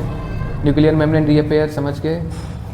और गोल्गी, ये सब वापस आ जाता है। ठीक है, तो वापस से क्रोमोसोम से क्या बन जाता है, क्रोमेटिन क्रोमेटिन क्रोमेटिन, और स्पिंडल फाइबर जो बना हुआ था वो धीरे धीरे टूटने लगता है, break down of spindle fibre, बस simple.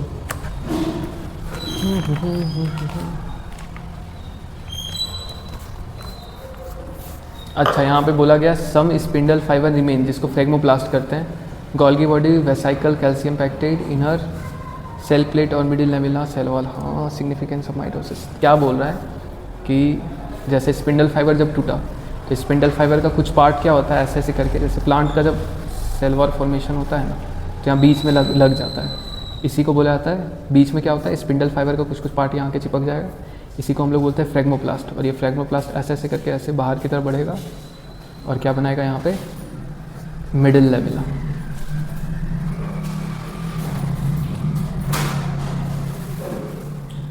Inner to outer, inside से आउटर, इसलिए इसको बोलते हैं centrifugal growth. Cell plate या मिडिल लेविला, सेल वॉल, प्लाज्मा मेम्ब्रेन उसके अंदर बनता है। ओके, हम लोग साइटोकाइनेसिस पढ़ते हैं। चलो, cell plate. Cytokinesis, mitosis accomplished not only by the segregation of liquidated chromosome into daughter nuclei, karyokinesis, but the cell itself divide into two daughter cell by the separation of cytoplasm called cytokinesis, at the end of which cell division get completed। कह रहा है कि cell division का केवल ये मतलब नहीं होता है कि क्रोमोजोम का डिवीज़न, सेल डिवीज़न का केवल ये मतलब नहीं होता है कि क्रोमोजोम का डिवीज़न। जैसे कि यहाँ पे हम लोग देखते हैं, ये वाला पार्ट में क्या देखते हैं, क्रोमोजोम इधर डिवाइड हो गया, इधर डिवाइड हो गया, अब बीच में क्या होता है, ऐसे करके फरो बनता है।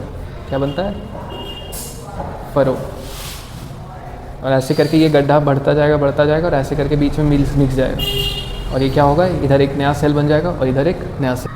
तो वही बताया गया, in an animal cell this is achieve by the appearance of furrow, furrow का मतलब होता है गड्ढा, in the plasma membrane the furrow gradually depends and ultimately join in the centre dividing the cell cytoplasm into two. दोनों आकर के ऐसे धीरे धीरे धीरे धीरे जुड़ जाएगा और क्या होगा, एक ये अलग हो जाएगा और ये एक अलग हो जाएगा। Plant cell however are enclose by relatively inextensible cell wall, plant cell में क्या होता है, inextensible cell wall, therefore they undergo cytokinesis by a different mechanism. इसका साइटोकिनेसिस क्या होता है, अलग तरीका से होता है। In plant cell wall formation start in the centre of the cell and grows outward to meet the existing lateral wall. यही वाला बताया गया कि बीच में आता है, फ्रेगमोप्लास्ट बनता है और फिर क्या होता है, ये धीरे धीरे धीरे धीरे बाहर की तरफ जाता है, फिर ये आधा आधा में बढ़ जाता है, आधा ऊपर आधा नीचे, ठीक है। इसी को सेल प्लेट मेथड भी कहते हैं। The formation of new wall begins with the formation of simple precursor called as cell plate. क्या बोलते हैं उसको, cell plate, that represent the middle lamella, middle lamella कहते हैं, between the walls of two adjacent cell at the time of cytoplasmic division. At the time of cytoplasmic division, organelles like mitochondria, plastid get distributed between the two daughter cells. Mitochondria को भी और plastid को आधा आधा बांट लिया जाता है।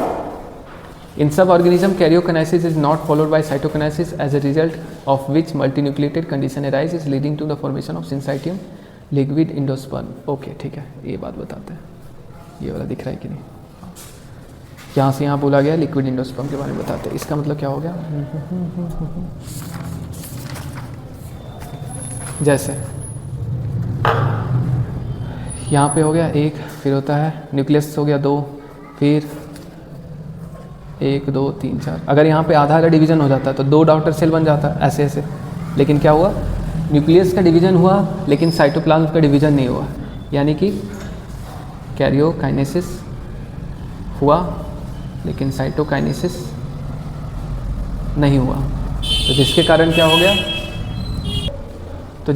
क्या हो गया, न्यूक्लियस का संख्या बढ़ते चला गया और ये कैसा कंडीशन बन गया, मल्टी न्यूक्लिएटेड कंडीशन, ठीक है। और इसी को क्या बोला जाता है, सिंसीटियम बोला जाता है। इसका एग्जांपल दिया गया liquid endosperm of coconut. Okay, इससे आगे बात करें। और अगला जो टॉपिक है उसके अंदर हम लोग को पढ़ना है significance of mitosis. Okay, mitosis or the equational division is usually restricted to the diploid cell only. कहने का मतलब है माइटोसिस हमेशा कहाँ होता है, डिप्लॉइड सेल में। However, in some lower plant and in some social insect, haploid cell also divide by mitosis. कहाँ पे, lower plant या फिर lower animal, यहाँ पे क्या होता है, इसके अंदर हैप्लॉइड सेल जो होता है यानी एन, इसके अंदर भी क्या हो जाता है, माइटोसिस, यही बोला गया। It is very essential to understand It is very essential to understand the significance of the division in the life of an organism. Are you aware of significance of these division? Are you aware of some example where you have studied about haploid and diploid insect? Mitosis usually result in the production of diploid outer cell with identical genetic complement. Mitosis क्या होता है, जैसे mitosis हुआ तो ये Twain है, इसमें हुआ माइटोसिस। माइटोसिस इसको जूम किया जाए क्या, ये हो गया जूम। चलिए, इसमें हुआ माइटोसिस, उसके बाद जो सेल बना दो, जो जीन यहाँ पे है सेम टू सेम जीन यहीं पे आता है, इसलिए यहाँ पे क्या लिखा गया है, identical genetic complement. The growth of multi cellular organism is due to mitosis, क्योंकि एक सेल से 2 सेल बनता है, 2 से 4, 4 से 10, ऐसे करके बढ़ता रहता है।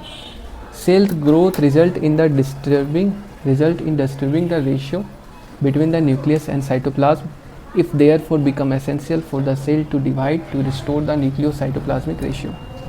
इसमें ये कहा गया जैसे एक सेल होता है, सेल का जब साइज बड़ा हो जाता है, जब सेल का ग्रोथ हो गया तो न्यूक्लियस अपॉन साइटोप्लाज्मिक रेशियो क्या हो जाता है, डिस्टर्ब हो जाता है, ख़राब हो जाता है। तो सेल क्या करता है, फिर से डिवाइड कर जाता है, तो हाफ में बढ़ जाएगा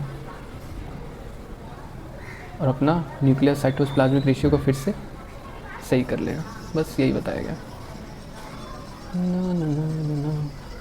अ very significant contribution of mitosis is cell repair. Cell repair मतलब कहीं पे अगर चोट लग गया, इंजरी हो गया, कहीं एक्सीडेंट हो गया, तो उस केस में क्या होता है, सेल का रिपेयरिंग मैकेनिज्म, यानी फिर से वहाँ पे नया सेल ला करके उसको फिर से रिपेयर कर देता है। The cells of the upper layer of the epidermis, यानी हमारे स्किन का ऊपर वाला लेयर, ये हो गया epidermis. Cell of the lining of the gut, gut मतलब क्या हो गया, स्टमक ही लेके चलता है, इसका जो सेल का लाइनिंग है gut. Blood cell are being constantly replaced. क्या होता है, एपिडर्मिस कभी ख़राब हो जाता है, कभी ये ख़राब हो जाता है, या फिर ब्लड सेल होता है वो हमेशा एक सेल से दूसरा सेल रिपीट होता ही रहता है सेल डिवीज़न के थ्रू।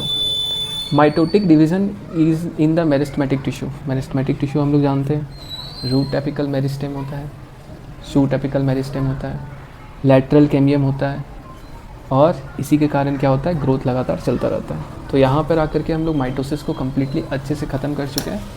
अब अगला हम लोग स्टार्ट करेंगे, वो है मियोसिस। तो 1 मिनट का ब्रेक दिया जाएगा। हो गया है तुमको तो प्यार सच में। यही यहाँ पे सिग्निफिकेंस ऑफ माइटोसिस बताई गई है, आप लोग ध्यान से देखिएगा। हाँ, एपिकल मेरिस्टेम में होता है, इंटरकैलरी मेरिस्टेम में होता है, लेटरल मेरिस्टेम में होता है। बताया गया है कि स्किन ख़राब हो जाता है या गट यानी वही एपिडर्मिस या ब्लड सेल, तो वो फिर से रिपीटेडली बनता रहता है। इनर लाइनिंग, ये गट है, गट का inner lining. In mitosis occur only in diploid cell, कह रहा है कि सिर्फ डिप्लॉइड सेल में होता है। तो animals mitosis only occur in diploid cell. Social insect drone कह रहा है कि सिर्फ डिप्लॉइड सेल में माइटोसिस होता है, नहीं। तो जैसे एक सोशल इंसेक्ट, किसका नाम दिया गया, ड्रोन।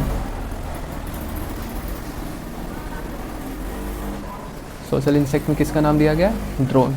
तो इसमें क्या होता है, हैप्लॉइड सेल से ही हैप्लॉइड सेल होता है, और इसमें क्या होता है, माइटोसिस। ठीक है, ये बात आप लोग एग्जाम याद रखेंगे, इंपॉर्टेंट है। In plant mitosis occur in both haploid and diploid. Plant में हैप्लॉइड में भी होता है, डिप्लॉइड में भी होता है, जैसे कि मेरिस्टेमेटिक टिश्यू, और वहाँ पे गैमेट में होता है, वहाँ पे भी माइटोसिस होता है। बस याद रखिएगा, हैप्लॉइड में भी डिप्लॉइड होता है, किसमें, प्लांट के केस में। और माइटोसिस यहाँ पे अच्छे तरीके से हम लोग कंप्लीट कर लिया। उम्मीद करते हैं आपको सब समझ में आया होगा। अगला जो है मियोसिस करते हैं। तो मियोसिस को समझने से पहले एक बार अच्छे तरीके से इसका बेस लाइन समझ लेते हैं, क्योंकि मियोसिस थोड़ा सा डिफ़िकल्ट माना जाता है, बट एज सच कोई डिफ़िकल्ट नहीं है। एक्चुअली हम लोग इसको ध्यान से पढ़ते नहीं हैं। हम लोग मियोसिस को क्या समझेंगे, मियोसिस को पढ़ेंगे नहीं, क्या बोले, मियोसिस को हम लोग पढ़ेंगे नहीं। मियोसिस को हम लोग ऐसे पढ़ेंगे कि ये माइटोसिस से अलग कैसे होता है, ये सोच करके पढ़ेंगे। तो देखते हैं हम लोग को क्या समझ में आएगा। तो सबसे पहली बात मियोसिस के बारे में बताया गया। तो मियोसिस 2 तरह से होता है, एक मियोसिस 1 होता है, एक मियोसिस 2 होता है। ठीक है, मियोसिस 1 का भी 4 फेज होता है, प्रोफेज 1, मेटाफेज 1, एनाफेज 1, टीलोफेज 1। बीच में आता है इंटरकाइनेसिस, जो मियोसिस 1 और मियोसिस 2 के बीच में आता है। ये बीच का स्पेस हो गया इंटरकाइनेसिस। मियोसिस 2 में भी आता है प्रोफेज 2, मेटाफेज 2, एनाफेज 2, टीलोफेज 2। ठीक है, अब धीरे धीरे करके समझते हैं, बड़ा प्यारा टॉपिक है, ईजिली समझ में आ जाएगा। ओके, तो प्रोफेज 1 से स्टार्ट करते हैं। तो प्रोफेज 1 का सबसे पहली बात 5 सब फेज होता है। प्रोफेज 1 क्या हो गया आपका? फेज। और ये लिप्टोटिंग, जाइगोटिंग, पेकाइटिंग, ये सब क्या हो गया? ये सारा का सारा क्या हो गया आपका? सब फेज। ठीक है, समझ में आ गया। तो सबसे पहला होता है लेप्टोटिंग, फिर होता है जाइगोटिंग, फिर होता है पेकाइटिंग, फिर होता है डिप्लोटिंग, फिर होता है डायकिनेसिस। और अगर किसी को नोट्स चाहिए होगा तो वो कमेंट डिस्क्रिप्शन में हम नंबर मेंशन कर देंगे, वो मेरे को व्हाट्सएप करें, वहाँ से आपको नोट्स मिल जाएगा। ठीक है, अब एक एक करके समझते हैं। तो सबसे पहले समझते हैं लैप्टोटिन के बारे में। लैप्टोटिन में क्या होता है? क्रोमेटिन का कंडेंसेशन होता है।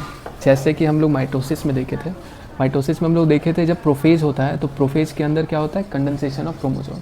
और यहाँ पे क्या होता है? प्रोफेज में ही होता है, लेकिन प्रोफेज 1 के लैप्टोटिन स्टेज में। ठीक है, यहाँ पे बुके की तरह दिखता है। बुके मतलब होता है ना फ्लावर का जो गुलदस्ता दिया जाता है, फ्लावर का जो गुलदस्ता दिया जाता है उस तरह से अरेंजमेंट दिखता है।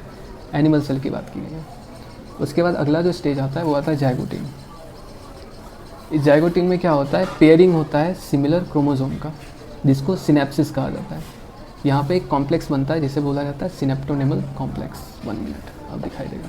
यहाँ पे एक कॉम्प्लेक्स बनता है, क्या बोलते हैं? Synaptonemal complex. इसे बाइवेलेंट या टेट्राड बोलते हैं। अब इसका मतलब समझते हैं। जैसे ये सेंट्रोमियर, ये क्रोमेटिड, क्रोमेटिड, क्रोमेटिड, क्रोमेटिड। अगर हम लोग क्रोमेटिड को देखेंगे तो एक सेंट्रोमियर से 2 क्रोमेटिड जुड़ा है, ये और ये, तब इसको बोलेंगे बाइवेलेंट। और इस तरह का एक और होमोलोगस क्रोमोसोम आ गया तो कितना क्रोमेटिड हो गया? 1, 2, 3, 4, तब इसे बोलेंगे टेट्राड। ठीक है, बाइवेलेंट बोला जाता है किसके हिसाब से? सेंट्रोमियर। तो 1 सेंट्रोमियर, 2 सेंट्रोमियर, तो इसको बोल दिए बाइवेलेंट। और जब ये आपस में मिलता है तो 1 क्रोमेटिड, 2 क्रोमेटिड, 3 क्रोमेटिड, 4 क्रोमेटिड, तब इसको बोलते हैं टेट्रा। बाइवेलेंट और टेट्राड। बाइवेलेंट में देखा जाता है सेंट्रोमियर और टेट्राड में देखा जाता है क्रोमेटिड। आगे चलते हैं।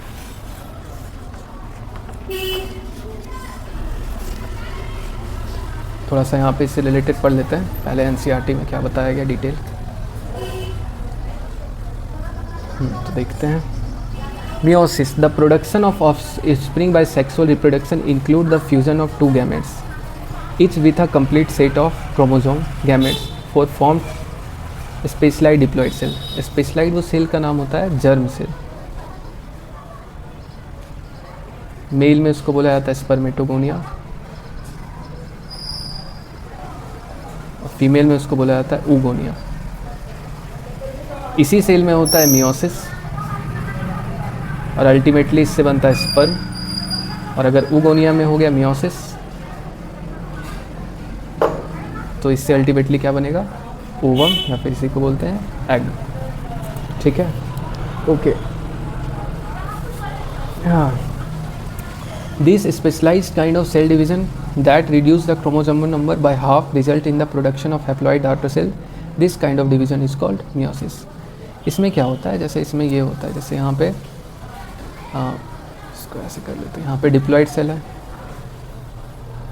2n, मियोसिस करेगा ये, और एक सेल से 4 सेल बनता है, 1, 2, 3, 4, और सारों का सारा क्या बन जाएगा? हैप्लॉइड। तो ये भी हैप्लॉइड, ये भी हैप्लॉइड, ये भी हैप्लॉइड, ये भी हैप्लॉइड, वही बताया गया। Meiosis ensures the production of haploid phase in the life cycle of sexually reproducing organism, whereas fertilization restore the diploid phase। कह रहा है मियोसिस के कारण क्या होता है? हैप्लॉइड हैप्लॉइड हैप्लॉइड बन जाता है। और हम लोग को पता है कि स्पर्म भी हैप्लॉइड होता है और ओवम भी हैप्लॉइड होती है, और ये जब फ्यूज़ करती है तो फिर से क्या बन जाता है? डिप्लॉइड। इसका मतलब क्या हो गया? फर्टिलाइजेशन। फ्यूज़न को क्या बोलते हैं? फर्टिलाइजेशन।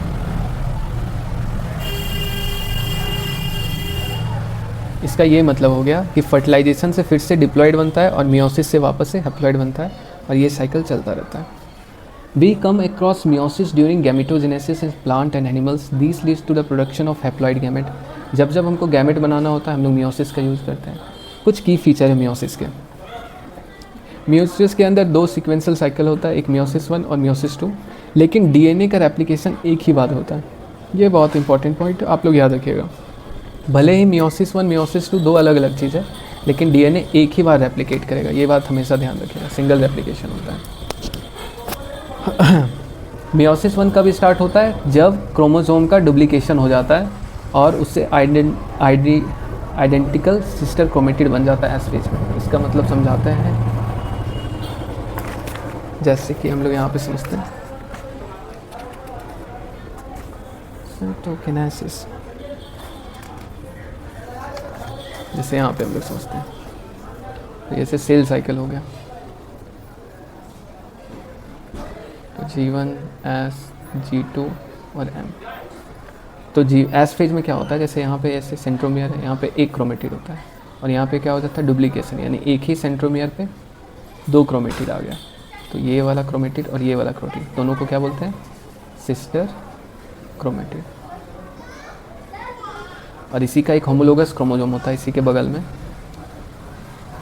ये दोनों को साथ में क्या बोलते हैं? Homologous chromosome. Sister chromatid homologous chromosome. ये क्रोमेटिड 2 3 4, और इसके क्रोमेटिड को अगर इससे कंपेयर करेंगे तो इसको बोलेंगे non sister chromatid.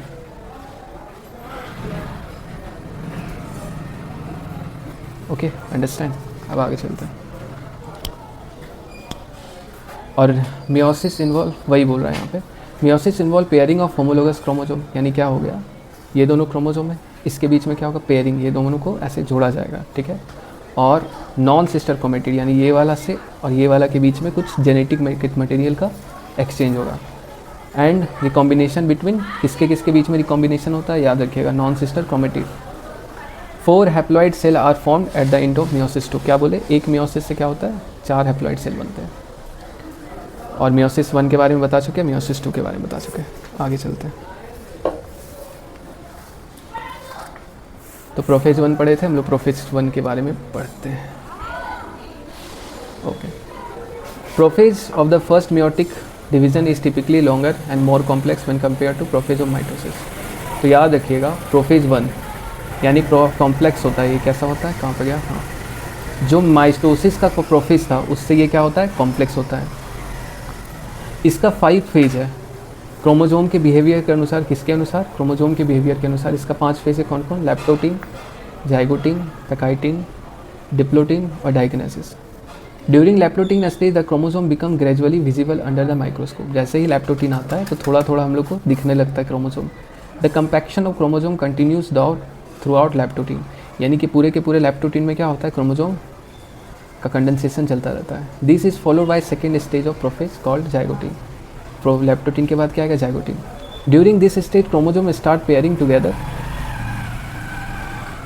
And this process of association is called synapsis. यही बताया गया। जैसे इसको अगर थोड़ा अच्छे से बनाया जाए, यहाँ पे बनाते हैं, यहाँ पे बनाते हैं, जैसे ये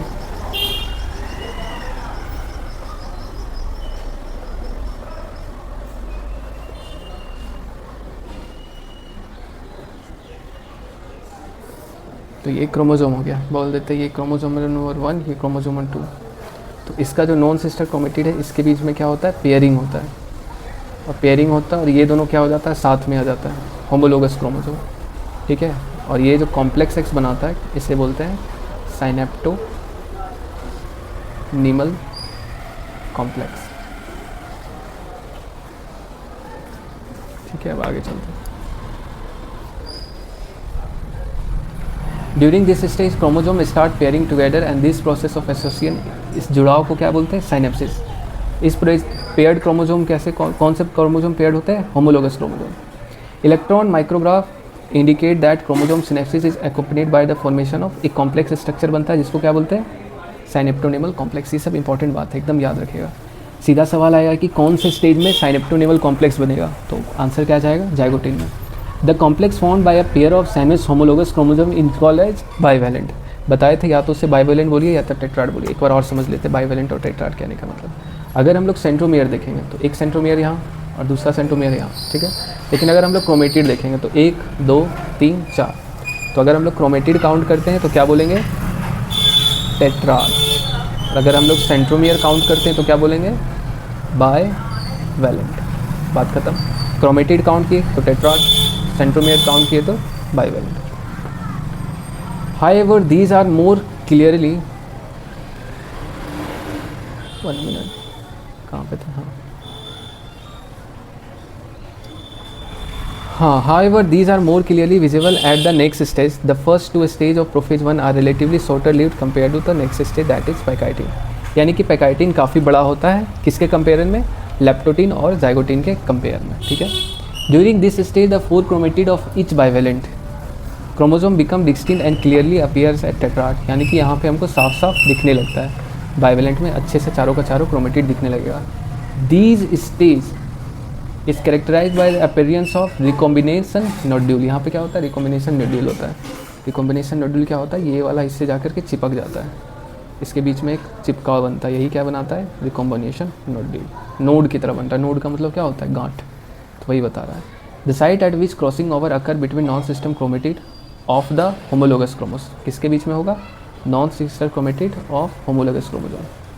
Crossing over is the exchange of genetic material between two homologous chromosomes. Crossing over is also an enzyme-mediated process, and the enzyme involved is called recombinase. इसका मतलब बताते हैं क्या बोल रहा है। जैसे ये जब यहाँ पे इसके साथ टच करता है ना, तो इसका कुछ पार्ट कट करके इसमें चला जाता है और इसका कुछ पार्ट कट के इसमें आ जाता है। इसी को कहते हैं रिकॉम्बिनेशन, या फिर इसी को बोलते हैं क्रॉसिंग ओवर। और ये सेक्सुअल रिप्रोडक्शन के लिए बहुत ज़रूरी है, क्योंकि अगर ये नहीं होगा तो सेक्सुअल रिप्रोडक्शन नहीं होगा, ठीक है। और इसी के कारण क्या होता है कि नया नया वैरायटी बनता है, नया नया तरह का पॉसिबिलिटीज़ बनता है, क्योंकि यहाँ पे क्या हो रहा है, मिक्सिंग हो रहा है। माइटोसिस में कोई सा मिक्सिंग नहीं होता है, लेकिन यहाँ पे क्या होता है, मिक्सिंग होता है। Crossing over leads to the recombination of genetic material of the two chromosome. Recombination between homologous chromosome is completed by the end of pachytene, leaving the chromosome link at the side of crossing over. क्या बोल रहा है कि यहाँ पे सबसे पहली बार दोनों के बीच में मिक्सिंग हो जाएगा, और मिक्सिंग हो जाएगा, उसके बाद क्या होगा, इसके बाद एक स्ट्रक्चर बदलेगा, ऐसे क्रॉस जैसा बना के दिखाते हैं रुको। ओके दोस्तों, बनाता हूँ। रेत ही रेत थी मेरे दिल में भरी, प्यास ही प्यास थी, जिंदगी ये मेरी आज सह रहा हूँ। देखिए यहाँ पे क्रॉस जैसा स्ट्रक्चर बना, ये क्रॉस जैसा स्ट्रक्चर बना, इसी को बोलते हैं, क्या बोलते हैं इसको, इसी को बोलते हैं क्याज़माटा, ठीक है। The beginning of diplotene is recognise by the dissolution of synaptonemal complex and tendency of the recombinants homologous chromosome. यहाँ पे क्या होता है, dissolution of synaptonemal complex and tendency of the recombinant homologous chromosome of the bivalent to separate from each other. यहाँ separation होता है except cross over. The X shaped, कैसा structure है, एक्सेप्ट, एक्स जैसा दिख रहा है, टम टम। The x shape structure are called chiasmata. क्या बोलते हैं, याद रखिए क्या बोलता है, इन ऊ साइड ऑफ सम वर्टिब्रेट। यानी हम लोग के अंदर ह्यूमन रिप्रोडक्शन में पढ़ाया जाता है कि जब तक प्यूबर्टी अटेंड नहीं होता है तब तक प्रोफेज 1 के डिप्लोटिन स्टेज में क्या होता है, ऊ साइड रुका रहता है। वही बता रहा है, सम वर्टिब्रेट जैसे कि इंसान भी ले सकते हैं, humans. Diplotene can last for month two years, साल से लेकर के काफ़ी महीने तक से लेकर के कई साल तक जाता है। अच्छा, यहाँ पे क्या बताया गया हम बताते हैं। देखिए जैसे ये दोनों जैसे जब जुड़ता है ना, तो यहाँ पे बहुत भयानक से कॉम्प्लेक्स बनता है, यहाँ पे ऐसे करके। और कॉम्प्लेक्स बनने के कारण क्या होता है, यहाँ पे जेनेटिक मटेरियल का एक्सचेंज होता है, और जेनेटिक मटेरियल का एक्सचेंज होने के बाद क्या होता है, ये अपने रास्ते और ये अपने रास्ते, अलग अलग रास्ता चला जाता है, और एक जगह पे जाके लास्ट में चिपका रहता है। वही एक्सेल स्टेज को क्या बोलते हैं, क्याज़माटा, और कुछ खास नहीं बताएगा। The final stage of meiotic prophase 1 is diakinesis. Last stage क्या होता है, डाइकिनेसिस।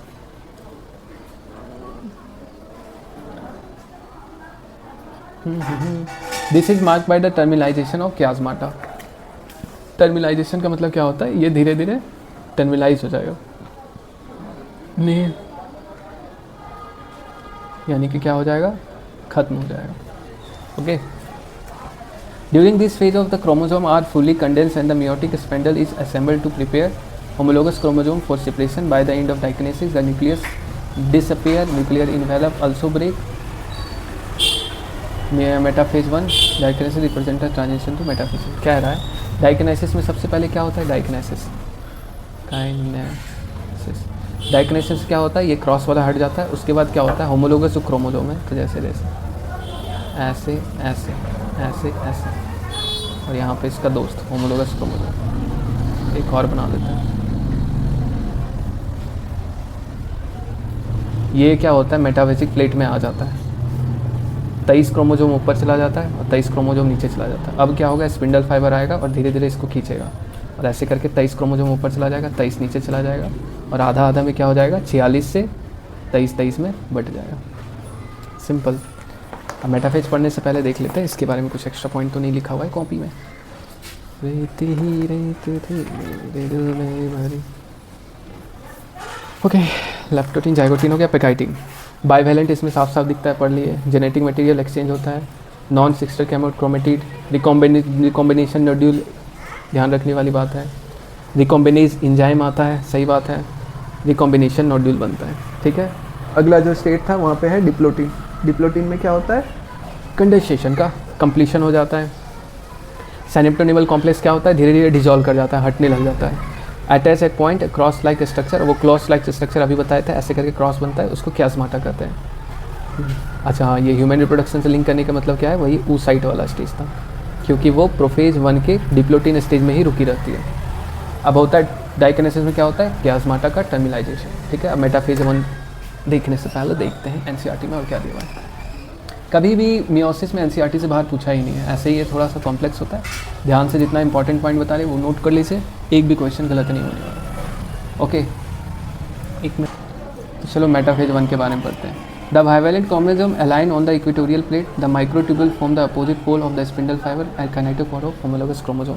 ये वाला स्टेज के बारे में बोल रहा है कि होमोलोगस क्रोमोसोम ये होमोलोगस क्रोमोसोम देखने में एक जैसा होता है, ये आराम से आकर के एक तरफ से ये यहाँ पे है सेंट्रोसोम, एक इधर बांधेगा एक इधर, यहाँ वाला सेंट्रोसोम एक एक बांधा, ठीक है। एनाफेज में क्या होता है, इसको खींच के ले जाता है, तो होमोलोगस क्रोमोसोम सेपरेट हो जाता है। सिस्टर क्रोमेटिड अभी भी जुड़ा हुआ है, अभी यहाँ पे ऐसे करके आधा आधा बटेगा, तो सिस्टर क्रोमेटिड अभी भी जुड़ा हुआ है, क्योंकि सिस्टर क्रोमेटिड को नहीं तोड़ा गया है, सिस्टर क्रोमेटिड को इससे पहले तोड़ा गया था माइटोसिस में। यहाँ पे क्या होता है, सिस्टर क्रोमेटिड जुड़ा हुआ है। टेलोफेज 1 में क्या होगा, इसको खींच करके ले जाया जाएगा, खींच करके ले गया, एक ऊपर एक नीचे। द न्यूक्लियर मेम्ब्रेन, न्यूक्लियोलस, ये सब वापस आने लगता है माइटोसिस की तरह। और dyad of cell, dyad of cell कहने का मतलब हो गया, और डायड ऑफ सेल कहने का मतलब हो गया दो का, यहाँ पे एक ही सेंट्रोमियर पे 2 क्रोमेटिड है, ये देखिए ध्यान से, ये एक सेंट्रोमियर है, इधर एक क्रोमेटिड, इधर एक क्रोमेटिड, ठीक है। Although in many cases the chromosome do undergo some dispersion, they do not reach the extremely extended state of interphase nucleus. The stage between two mitotic division is called interkinesis and is generally short-lived. Then there is no replication DNA interkinesis. हाँ, कह रहा है कि कई बार ऐसा होता है जब यहाँ से इसको खींचा जाता है ना, जब खींचते समय क्या होता है, कुछ गलतियाँ हो जाती है, और गलतियाँ होने के कारण क्या हो जाता है, जैसे 2n था तो 2n से क्या क्या बटना था, n में जाना था, n में जाना था, लेकिन अगर गलती हो गया, एक तरफ चला गया n+1 हो गया और एक तरफ हो गया n-1 हो गया, तो क्या हो जाएगा, इससे नया तरह का म्यूटेशन आ जाएगा। बस इस लाइन का यहाँ पे यही मतलब है। अब चलते हैं मियोसिस 2 में, तो इससे पहले देखते हैं कॉपी में कुछ है क्या, कुछ पिटा रहे तो ना खुल जाए। अब बात हो रहा है मेटाफेज 1 पे। ब्रेकडाउन ऑफ न्यूक्लियर मेम्ब्रेन, ठीक है, स्पिंडल फाइबर से जुड़ जाएगा, ठीक है। डबल मेटाफेजिक प्लेट, हाँ ये बात ध्यान रखने वाली बात है, कुछ कुछ नया मिल ही जाता है कॉपी में। एक मेटाफेजिक प्लेट यहाँ बना ऊपर और एक बना नीचे, इसलिए इस स्टेज को क्या बोलते हैं, double metaphasic plate, 2 metaphasic plate बनता है। समझ में आया क्या। और एनाफेज 1 में क्या होता है, होमोलोगस पेयर का सेग्रीगेशन होता है, सही बात है। लॉ ऑफ इंडिपेंडेंट असॉर्टमेंट, ये बात हम समझा सकते हैं, लेकिन याद रखिए कि लॉ ऑफ इंडिपेंडेंट असॉर्टमेंट किसके बेस था, एनाफेज 1 पे। लॉ ऑफ इंडिपेंडेंट असॉर्टमेंट कहने का मतलब होता है, जैसे यहाँ पे, एक मिनट, इतना तेज हवा, 1 2 3 4 है ना, तो ये नीचे की तरफ भी खींचा जा सकता है, ये ऊपर की तरफ भी खींचा जा सकता है। वो यहाँ पे तो दिखाया आधा आधा खींच लिया गया, लेकिन जब 2 मेटाफेजिक प्लेट में जब अरेंज होता है ना चीज़, तो कौन सा क्रोमोसोम ऊपर जाएगा कौन सा नीचे जाएगा ये डिसाइडेड नहीं होता है, वो डिसाइड किया जाता है उस समय के फैक्टर के अनुसार। इसलिए इसको क्या बोला गया, law of independent assortment. Independent मतलब किसी पे डिपेंड नहीं करता है, वो कंडीशन रहेगा वहाँ पे तब देखा जाता है। और टेलोफेज में क्या होगा, फिर क्रोमोसोम से क्रोमेटिन। इंटरकाइनेसिस के पहले ही बता चुके हैं, कोई डीएनए का रेप्लिकेशन नहीं, लेकिन हाँ सेंट्रियोल का डबल होगा, ठीक है। मियोसिस 1 और मियोसिस 2 के बीच का गैप है, DNA not come in complete decondense stage, पूरा का पूरा डिकंडेंसेशन नहीं होता है, थोड़ा सा डिकंडेंस होता है, क्योंकि अगर पूरा का पूरा डिकंडेंस हो जाएगा तो फिर समेटने में दिक्कत होगा। मियोसिस 2 तो यहाँ देख लेते हैं, ज़्यादा नहीं बचा आई थिंक, हाँ हो जाएगा अगला 5 मिनट में। बने रहने के लिए धन्यवाद, उम्मीद करते हैं आपको समझ आया होगा। 1 मिनट इसको ऐसे एडजस्ट, ओके हाँ। Prophase 2, meiosis 2 initiated immediately after cytokinesis, cytokinesis मतलब क्या हो गया, इसको आधा आधा बांट दिया, प्रोफेज 2 का स्टार्ट हो गया, ठीक है। Usually before chromosome has fully elongated, इसका ये मतलब हो गया ऐसा ना हो कि DNA पूरा खुल जाए, अगर फिर से खुल जाएगा फिर से बांधने में उसको क्या होगा, दिक्कत होगा, इसलिए पूरा का पूरा खुलने नहीं दिया जाता है। ये मियोसिस 2 क्या होता है, इक्वेशनल डिजीज में, और मियोसिस 1 क्या था, डिवीजन। और मियोसिस 1 क्या होता है, मियोसिस 1 होता है तुम्हारा, ये इक्वेशनल डिवीजन होता है, मियोसिस 1 होता है तुम्हारा रिडक्शनल डिवीजन, ठीक है। ये बिल्कुल माइटोसिस की तरह होता है। The nuclear membrane disappear, prophase चल रहा है तो न्यूक्लियर मेम्ब्रेन फिर से हट जाएगा और क्रोमोसोम फिर से क्या हो जाएगा, कॉम्पैक्ट हो जाएगा, यानी फिर से अपने पुराने स्टेज में आ जाएगा। मेटाफेज 2 में क्या होगा, at this stage chromosome align at the equator and the microtubule opposite pole spindle get attached और सिस्टर क्रोमैटिड। इसका मतलब बताते हैं, जैसे देखो ये अब अलग अलग हो गया यहाँ पे, अब क्या होगा, फिर से जो बनेगा फिर से इसमें होगा, जैसे एक सेल से अभी 2 सेल बना, अब इस सेल में काम होगा, इस सेल में क्या होगा, फिर से यहाँ पे एक सेंट्रोसोम आएगा और यहाँ पे एक सेंट्रोसोम आएगा, तो एक इधर से जुड़ेगा और एक इधर से जुड़ेगा, तो इसको फिर आधा आधा तोड़ेगा, फिर इसको आधा आधा तोड़ेगा, तो अब ये चलेगा।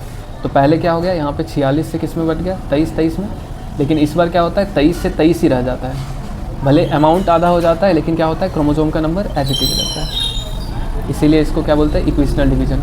इसमें 23 क्रोमोसोम से 23 ही रह जाता है और यहाँ पे 46 से कितना हो जाता है, 46 से हो जाता है 23।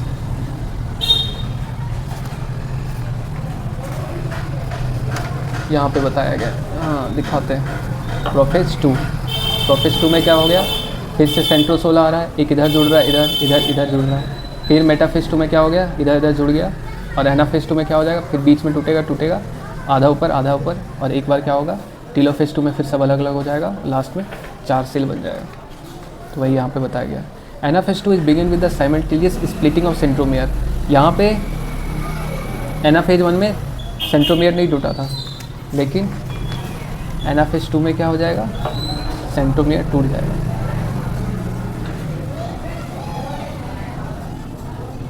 ठीक है,